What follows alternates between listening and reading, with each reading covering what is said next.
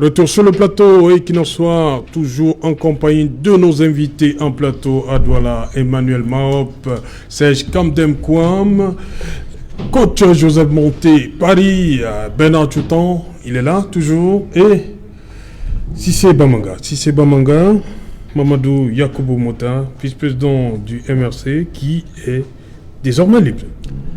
Oui, vraiment, vous savez que c'est une joie qu'un monsieur de son rang soit libre parce que vraiment, vous le savez très bien, c'est un monsieur que personne ne le demande dans plusieurs plateaux, je l'ai dit, je ne sais pas ce qu'il faisait en prison. Et d'ailleurs, je le salue parce que c'est lors d'une de mes interventions dans une chaîne concurrente qu'après cela, on s'est écrit sur WhatsApp. Et j'avais promis d'aller le voir, mais finalement, mon programme est un petit peu chargé.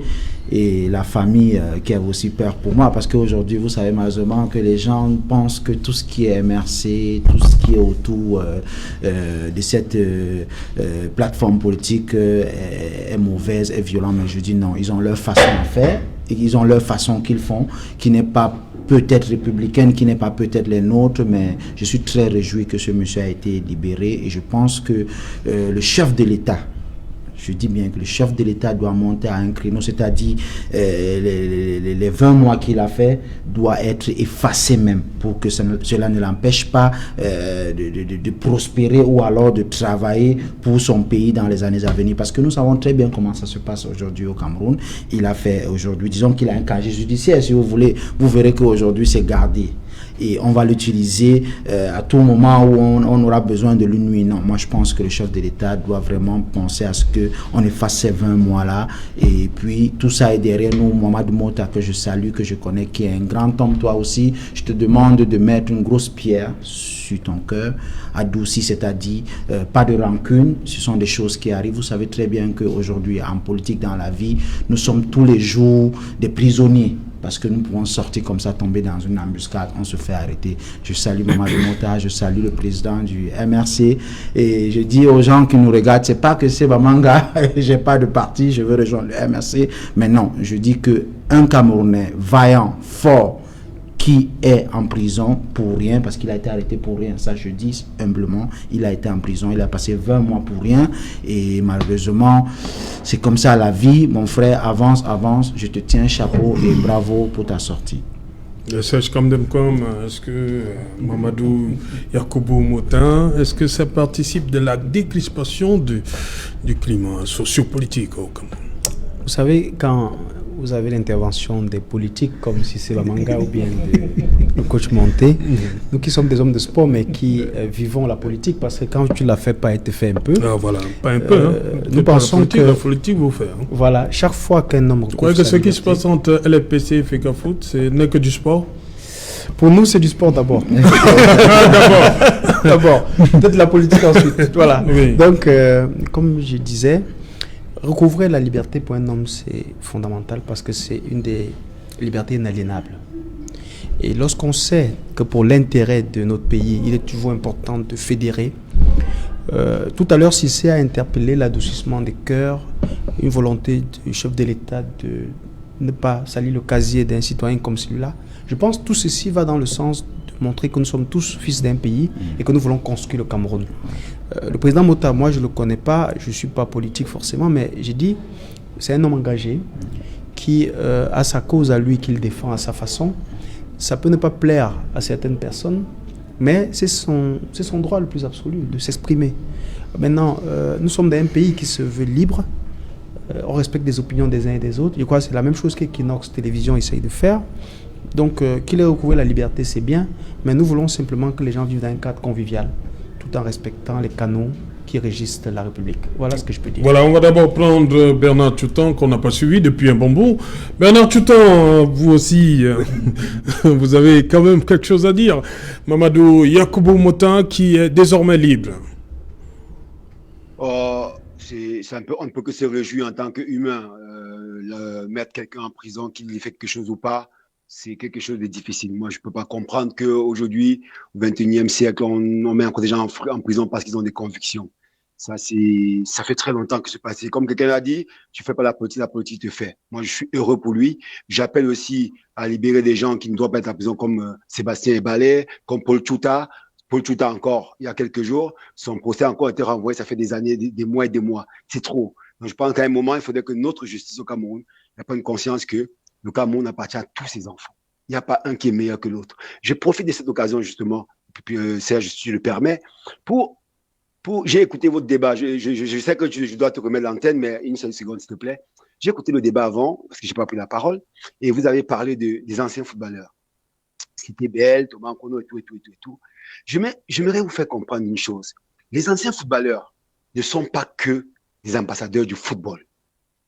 J'aimerais que les Camerounais comprennent ça. Et ce message, c'est pour les anciens footballeurs. Pendant 4 ans déjà, nous avons nos frères au nord, ouest, au sud-ouest. Nos frères, nos grands frères, nos papas, nos mamans de l'armée camerounaise qui meurent au nord-ouest, au sud-ouest. Nous avons nos frères anglophones qui meurent au nord-ouest, au sud-ouest. Je n'ai pas entendu des anciens footballeurs camerounais demander. Je n'ai pas entendu un footballeur camerounais. J'ai fait des vidéos, j'ai appelé ma chapelle footballeur. J'ai dit à mes amis footballeurs, à mes frères footballeurs, vous devez interpeller les politiques parce que les politiques écoutent les footballeurs, parce que les footballeurs ont un aura, leurs paroles comptent. Donc je suis surpris que 4 ans après, aucun footballeur n'a demandé à nos politiciens d'arrêter cette guerre et de faire en sorte que nos frères du Nord-Ouest et du Sud-Ouest rentrent chez eux. Je prends un exemple pour parler un peu des footballeurs camerounais. Ils sont très, très, très individualistes. Les footballeurs camerounais, ils veulent les honneurs sans la contrepartie des honneurs.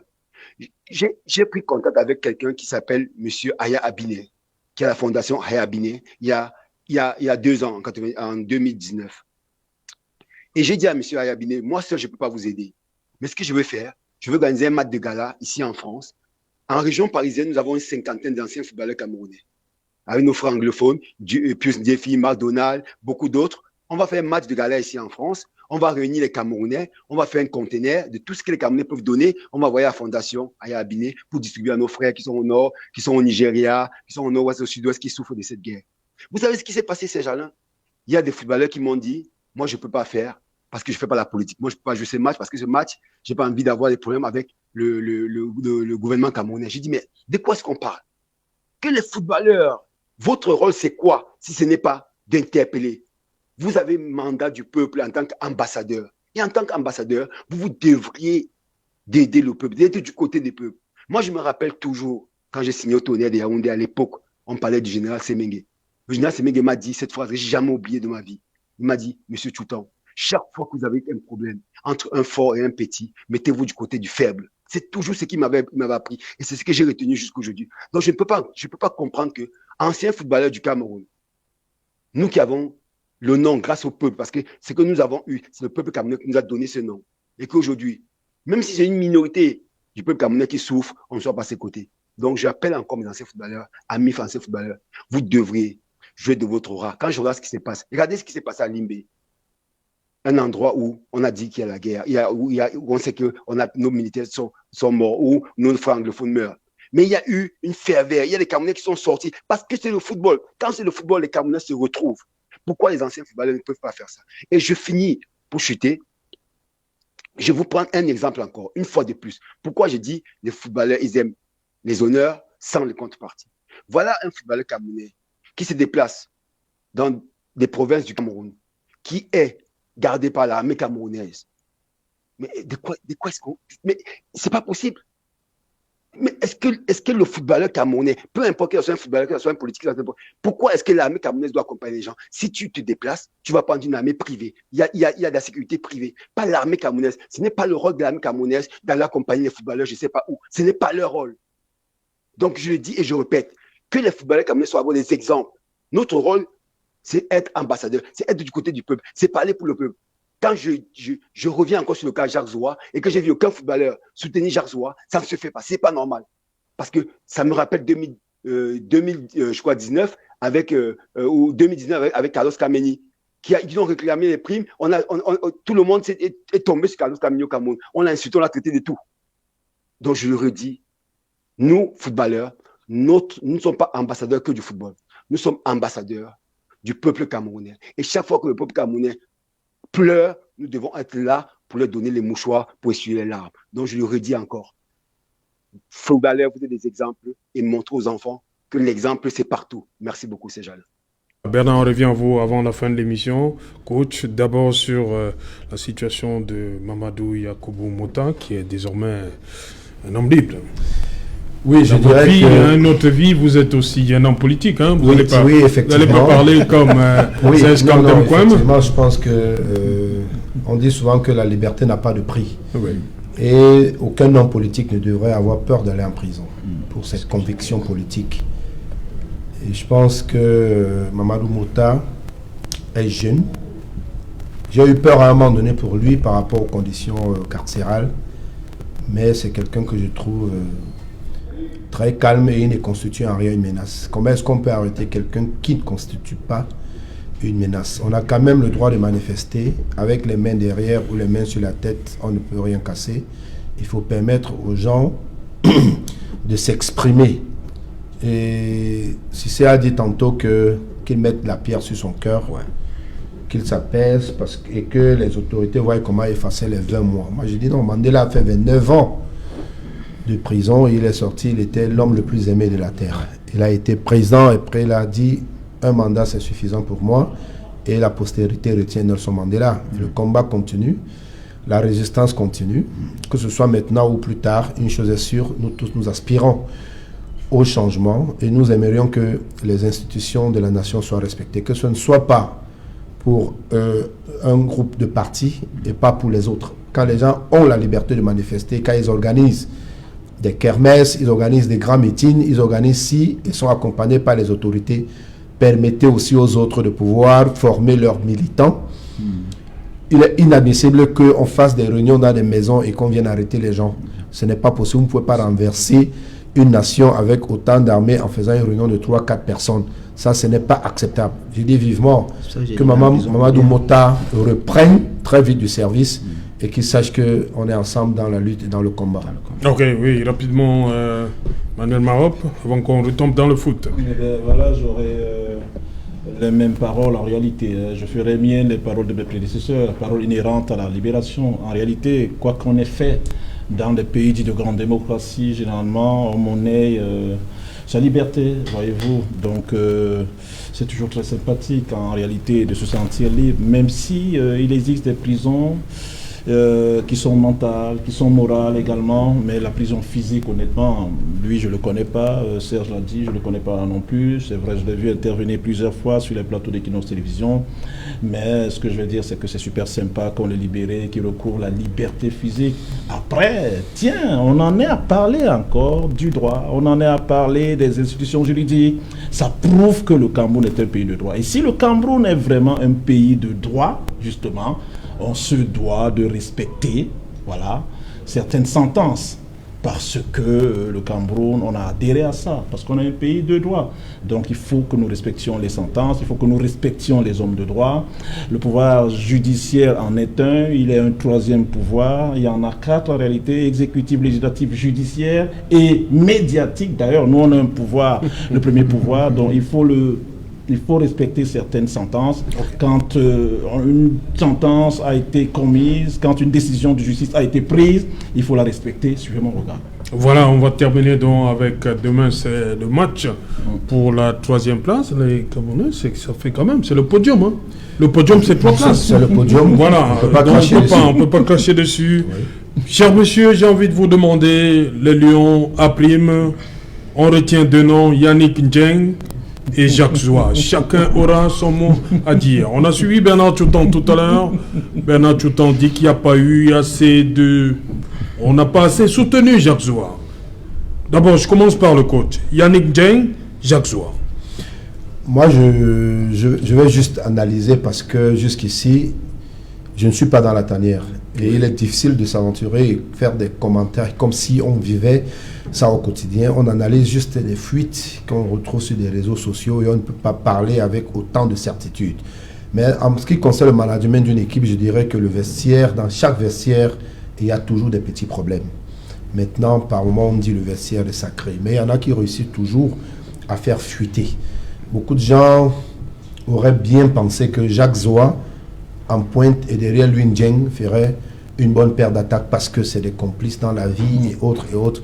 Malheureusement, les entraîneurs n'ont pas vu les choses comme ça. Un entraîneur, c'est quelqu'un qui tente et qui ose des choses et on le traite pour un fou jusqu'au jour où ça passe. Dixit Marcelo Bielsa. Absolument. Moi, je crois qu'il a pris une option. Quels que soient les conseils qu'on va apporter, il a pris une option, ça n'a pas marché. C'est à lui à se remettre en question. Nous ne pouvons que faire des critiques. En ce qui concerne Dieng, rien ne justifie son attitude. Même si, sur le fond, quand je vois sa sortie, ça a sa place, mais sur la forme, l'approche n'est pas bonne. Rien ne justifie qu'un joueur menace de battre sur son éducateur, sur son formateur, sur son entraîneur. Maintenant, les remarques technico-tactiques qu'il apporte ont toute leur place parce que c'est les B.A.B.A. du management, du coaching de match. Il y a ce qu'on appelle le coaching de match et c'est de ça qu'il a parlé. Maintenant, Zoua, fausse blessure, vraie blessure, moi je ne peux pas vous dire. Zoua lui-même n'a pas fait une sortie officielle. On ne lui a pas donné l'occasion de faire une sortie officielle et de parler de son état de santé. Ce n'est que des spéculations. On l'aurait amené en conférence de presse et qu'il nous dise s'il jouera ou pas. Maintenant, les coachs décident autrement, mais je dis c'est pas très bon ce qu'on entend là quand on va rencontrer une équipe comme la Guinée. C'est pas des enfants de cœur. Petit de gabarit, vif et très agile. Attention, j'espère que on a pensé nos blessures. J'espère que on a cicatrisé un peu parce que après les matchs, après le dernier match, il semblerait que les joueurs refusaient même de manger et que ça allait un peu dans tous les sens. Les gens entraient et sortaient, on ne filtrait plus. C'est pas bon pour une équipe qui cherche une troisième place. Rien n'est encore perdu.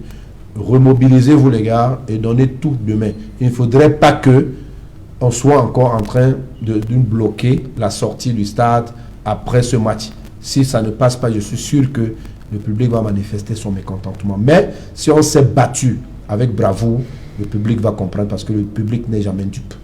C'est comme de quoi? Je pense que la marche où les Lions à prime se trouvent aujourd'hui est la plus élevée par rapport à ce qu'elle a déjà fait dans l'historicité de la compétition, d'une part. D'autre part, dans les statistiques même du jeu élaboré jusqu'ici. Pour ceux qui ont suivi dans les réseaux sociaux, il y a un journaliste de la place qui est ici, je crois que c'est M. Platt, un truc comme ça, qui a fait une sortie dans laquelle il décriait amèrement, malgré le fait que les Lions à prime évoluaient, il faisait remarquer que dans la structuration de notre jeu, il n'y avait rien. Et je pense que dans les noms que vous évoquez, Serge Alain, sont celui de Zoua et Dieng. Curieusement, les deux viennent d'un seul club, Futuro, je ne sais pas quoi, qui est un club de D4. On ne sait pas trop comment, lorsqu'on veut faire une bonne construction, on va aller prendre en D4 des joueurs dont personne ne comprend. Cette équipe doit avoir peut-être 3 ou 4 joueurs dans cette sélection. Personne ne comprend rien. Donc il y a une affaire derrière là qui n'est pas assez claire pour tout le monde. Mais ils sont là, c'est des joueurs qu'on connaît. Maintenant, on voit au niveau de l'utilisation, que ce soit Dieng ou Zoua, sur le plan du jeu. Je ne sais pas, Dieng a peut-être marqué le but devant le RD Congo, mais avant, il n'a pas existé. Et après, il n'existe pas. Non, je reste sur la 51e minute face au Maroc. Ok, si vous restez sur l'incident, oui. Le coach l'a bien expliqué. Mais le joueur, avec l'adrénaline qui était à son paroxysme, ne comprend pas comment on est devant une équipe où on est inoffensif, on a envie de marquer des buts, et au lieu de renforcer parce qu'on joue avec un seul pivot qui est Dieng, on est en train de le sortir pour faire rentrer au milieu de terrain. Donc lui, il est surpris. Il ne comprend pas si c'est le coaching moderne ou bien si c'est quelqu'un qui est rétrograde. Et là-dessus, je crois que le coach l'a dit de façon très subtile, c'est le coaching du match. Absolument. Donc, il y a un plan A, il y a un plan B, dans le coach, jusqu'à un plan C. Dans le coach Tungoup, il est là-dessus. Je ne sais pas s'il était dépassé ou bien s'il ne voyait pas le même match que nous. Mais je crois que là-dessus, c'est peut-être une erreur de coaching. Et Indien l'a dit, on l'a fait sortir, lui, aucun attaquant n'a marqué autant de buts que lui dans cette année. Surtout en match amical de préparation, etc. Voilà. Et ce qui l'énerve et ce qui m'amène un peu aussi à réfléchir, on fait entrer quelqu'un qui n'a même pas goûté 2 minutes, même au premier tour et autres. Et il a dit encore aux entraîneurs, mais je dis, pour ne pas te couper, il y a un plan A, ce qui veut dire que vous commencez à un 4-3-3. Quand vous avez déjà un retard, vous pensez à renforcer l'attaque comme le petit a versé dans sa lettre d'excuse. Mais il a dit que sur le fond, voilà ce qu'il a dit, mais sur la forme, peut-être son approche n'a pas été bonne. Il a présenté des excuses. Oui. Pour moi qui était à Limbé, au milieu des spectateurs, quand on regardait Ndiaye, chacun avait envie de lui jeter une bouteille ou bien un caillou dans le jeu. Parce qu'on sentait un avant-centre qui est esselé, qui ne fait pas d'effort malheureusement. Mais quand vous regardez dans l'élaboration du jeu, il ne recevait aucun ballon. Déjà que même les passes, on n'arrivait pas à bien les adresser.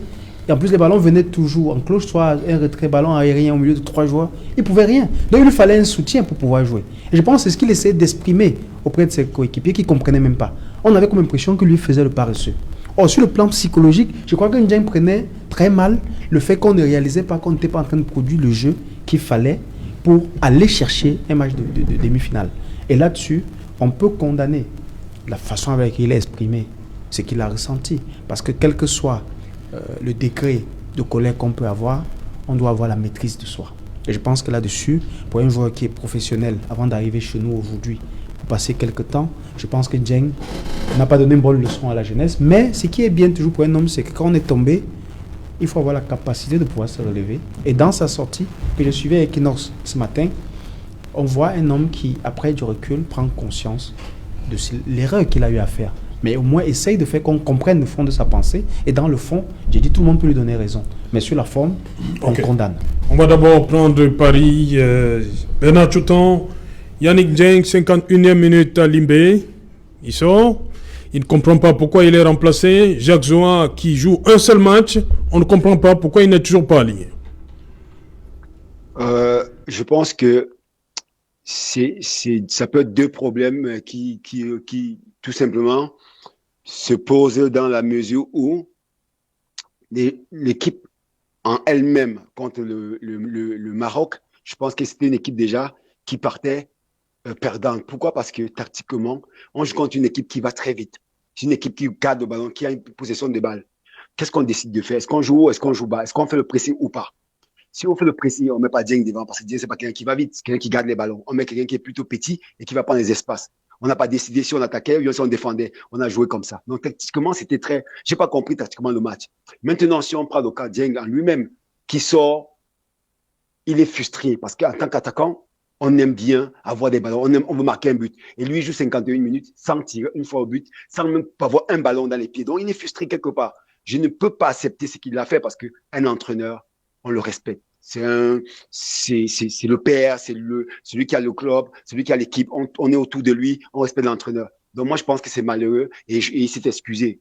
Bon, après, je comprends quelque part. Tactiquement, on aurait dû mettre à côté de lui quelqu'un. Je reviens encore à Jacques Zoa en disant que Jacques Zoa ou Ndiaye, pourquoi on les a amenés? Parce que c'est des gens qui ont ce qu'on appelle une maturité. Ils ont un vécu, ils ont quelque chose. Ils devraient seulement apporter ces jeunes. Donc, tactiquement, tu fais jouer Jacques Zoa, tu fais jouer Ndiaye. Autour d'eux, tu mets 2-3 petits qui peuvent garder les ballons. C'est comme ça qu'on devait jouer. Et je pense que c'est là la frustration de Ndiaye. C'est parce qu'il s'est dit, on aurait pu faire quelque chose, on ne l'a pas fait. Et en plus, on est mené 2-0, on fait sortir un attaquant. Comment c'est possible? Bon, après, le coach a ses choix, on respecte les choix du coach. Donc, je pense que il n'y a pas de grande chose à dire dessus. Il s'est excusé, on doit comprendre. Demain, il y a un match, c'est demain, je crois, ou demain, il y a un match important. Et le match est important. Pourquoi c'est important? Parce que c'est important d'abord pour eux-mêmes. Je sais qu'actuellement, ils ont le moral aux chevilles. Mais ils doivent se dire une chose. C'est quand on est vraiment, c'est dans la défaite. La plus grande école de football, c'est dans la défaite. Quand tu perds, c'est à ce moment que tu apprends le plus. Et ils doivent apprendre, ils doivent se remettre en question et se dire, si on gagne ce match demain, notre public qui a été avec nous depuis le départ, ceux qui connaissent le football, ceux qui connaissent le ABC du football savent que ce qu'ils ont fait, c'est énorme par rapport à ce qu'ils ont vécu. C'est énorme par rapport à ce que quelqu'un qui n'a pas joué pendant 10, 11 mois peut faire. Donc, c'est un bonus demain.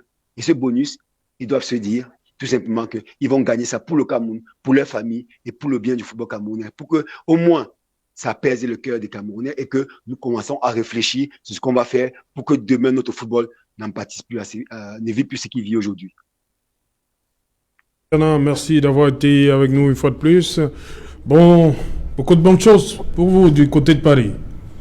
Tout mon plaisir, Serge Alain. Et une fois de plus, à tous les copanélistes, je dis merci beaucoup. Comme d'habitude, on apprend beaucoup. Et c'était une très très belle Champions League ce soir. Merci beaucoup. Voilà, merci. Bonsoir. Voilà, Cissé Bamanga, pour vous, ces deux joueurs. Yannick qui s'est excusé. Et vous comprenez quand même pourquoi il est allé jusque-là. Personnellement, Il y a aussi l'absence de Jacques Zoa. Est-ce que ça... Personnellement, sur les deux cas, je pense qu'il y a un gros problème de communication. Je pense que nous qui étions là, nous avons suivi le match de très près. J'ai pas vu à un moment où, parce que comme Serge le disait tout à l'heure, Yannick il a beaucoup râlé pendant le match. Et Joe le sait, quand vous êtes un coach, vous vous rapprochez au moins, ou alors un des cadres se rapproche et appelle le joueur, c'est comme ça que ça se passe, pour demander qu'est-ce qui ne va pas. Et je pense que là, Yannick devait bien parler de ses frustrations. Parce que quand vous voyez le match, on l'a dit tout de suite ici, on était très bouffé au niveau du milieu de terrain. Bon, il n'y a pas eu cette communication. Il a dit, hein, il a jeté son dévolu sur 2 joueurs. Celui qu'il a remplacé voilà. Et celui avec qui il a commencé le match, Mani Kré. Il a dit, sous prétexte qu'il fait le pressing, il presse, voilà, il est là, il est plus vif, il est plus généreux. Il a dit qu'il ne comprend pas ça. C'était un match où il fallait mettre des joueurs de métier. Jacques Zoua a un vécu. Il a gagné la Coupe d'Afrique des Nations 2017. Ouais. Il avait sa place dans cette attaque-là pour ne serait-ce que fixer la défense marocaine. Donc rapidement, je disais, vous voyez, ça c'est le premier problème de communication. Je pense que si M. Yannick, il communiquait avec un des encadreurs, ça ne devait pas être comme ça. Mais là, nous condamnons tout de suite ce qu'il a fait. Mais merci Dieu, une erreur avouée et à moitié pardonnée. Il a reconnu ce qu'il a fait, c'est très bien. Et moi, je pense que les dirigeants actuels doivent aussi prendre de la hauteur, parce qu'il ne faut pas tout de suite frustrer Yannick ou bien le rejeter. Non, il est récupérable, on peut le récupérer. Maintenant, sur le cas Joie, un autre problème de communication, parce qu'aujourd'hui nous sommes dans une cacophonie totale. On ne sait pas exactement c'est quoi le problème, c'est quoi le cas Jacques Zoua, parce que Jacques Zoua aujourd'hui, c'est bien vrai que lors du premier match, il a eu beaucoup de lacunes techniques, il y a eu beaucoup d'incorrectionnels sur sa passe, sur des frappes, mais non, c'est compréhensible pour quelqu'un qui n'a pas joué pour 8-9 ans, mais Jacques Zoua a sa place dans cette équipe. Voilà, moi je m'adresse comme ça personnellement au coach Tungu Pile qui nous regarde ce soir, de dire que mais demain, aligne-nous coach Jacques Zoua qui peut nous donner cette victoire qu'on attend face à la Guinée. Maintenant... Oui, mais sauf que si c'est peut-être le temps, il court. Je voulais vous répondre là, si vous en avez convenance. Oui. Pour cet échange-là par rapport à Jacques Zoua, j'étais en conférence de presse aujourd'hui, conférence de presse de... Oui, vous permettez que si c'est fini, je vous... Oui, donc, rapidement, je pense que Jacques Zoua doit être aligné demain. Je pense que c'est un professionnel, il peut apporter beaucoup. Et maintenant, qu'est-ce que je peux dire? Je dois souligner que le match de demain qui se passe à Douala est un apport total qui est très juste et très fort pour nous. Parce qu'aujourd'hui, le public de Douala, moi je vous dis, hein, peut-être que je vais lire dans les secrets de Dieu, si ce match de Limbe était par exemple à Garoua, si ce match de Limbe était par exemple à Douala, ça devait prendre une autre forme. Moi je vous dis, Douala, nous n'acceptons pas. Vous voulez dire que les Lions n'auraient pas perdu si ça se joue à Garoua Limbe? C'est ce que vous voulez dire? Non, pas ce score peut-être, parce qu'il faut aussi dire, M. Serge Alain, Limbe, le public n'a pas trop aidé, il faut comprendre. Mais je vous dis, M. Serge Alain, moi qui a été par exemple à Yaoundé voir un match à Douala, mais Douala, quand les Lions jouent à Douala, c'est une autre atmosphère, c'est une autre... Mais je vous dis, c'est quelque chose de grand. Vous verrez demain, vous allez voir. Le deuxième homme, véritablement. C'est costaud. Douala, c'est autre chose. Je vous dis, si vraiment bien et que les ministres et tout, le COCA nous laisse vraiment avoir les accès aux billets, pas moi personnellement, mais ceux qui nous regardent. Parce que si c'est Bamanga n'a pas de problème pour accéder au machin. Mais rapidement, pour chuter, c'est pour dire que maintenant, moi, je pense que nous devons vraiment nous organiser pour ce match de demain. Ça va être très difficile parce que les Guinéens sont très disciplinés, très posés au niveau jeu. Mais moi, une fois de plus, je pense au 12e homme et je pense au Yemle qui va nous faire remporter cette petite finale. Emmanuel Mahop, sur la situation Djen, situation Jacques Zoua et Yannick Djen. Et vous avez également assisté à la conférence d'avant-match aujourd'hui. Pour lui répondre, en réalité, le sélectionneur, on l'a questionné sur Jacques. Il a dit que ça dépendra du staff médical parce qu'en l'état, il est acté que Jacques est blessé. Mais est-ce qu'il pourra jouer demain ou non? Je voulais vous répondre là-dessus parce que vous insistiez tout à l'heure quand vous avez la parole. Voilà, moi je l'ai parce que j'étais en conférence de presse. Moi, le problème par rapport à ce match, c'est ce qui se passe en interne, SAO, en réalité. Parce que le coach s'est amené aujourd'hui en conférence de presse, veille de match, il était tout seul. Alors que la CAF exige que le coach s'amène avec un joueur. Voyez-vous. Mais moi, je me dis, s'il est venu, s'il est arrivé seul, la raison qu'il a donnée, c'était que tous les joueurs étaient sous soin, massage, etc.